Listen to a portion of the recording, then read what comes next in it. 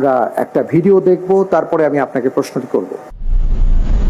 افهموها أنتم في إيران نحن الأقوياء نحن أسود أنتم في إيران أنتم لستم إلا احتلال أنتم دولة احتلال ظالمة فاسقة لا يوجد في قلوبكم أي ذرة للرحمة تقتلون الأطفال والنساء وكانوا يحملون صواريخ بالطبع هكذا يا فخاي كانوا الأطفال والنساء يحملون صواريخ أنت كاذب أنت وكل جيشك أنتم كاذبون أنتم ليس في قلبكم ذرة واحدة من الرحمة أنتم أيها الفسقعات شكر لله ولكن في المسجد الأقصى إن شاء الله سنحرر فلسطين وسنطردكم وسندوس على آخر جثة صهيوني لعين في غزة بأرجلنا الشريفة سندوس عليكم إن شاء الله।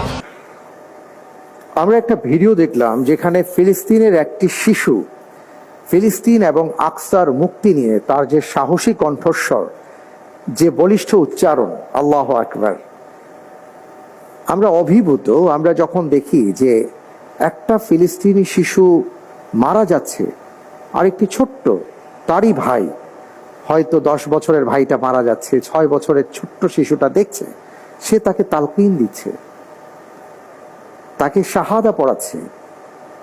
আমার মনে হয় যে যেই জমিনের জন্য যেমন সন্তান দরকার, সেই জমিনের সেইভাবেই আল্লাহ তাআলা তেমন সন্তানদেরকেই পাঠাচ্ছেন। আল্লাহু আকবার। আমি প্রশ্নে যাচ্ছি ইনশাআল্লাহ তাআলা।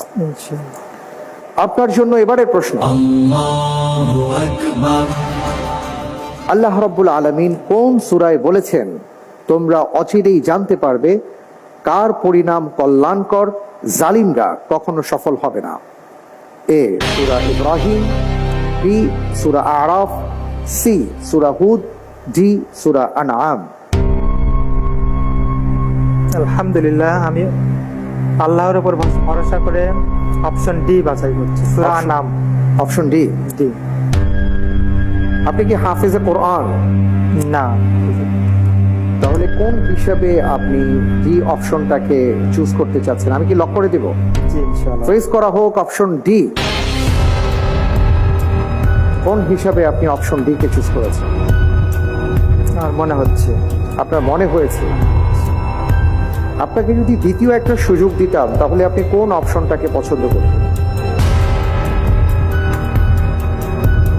আমি এটাই নিই। এটাই নিতেন?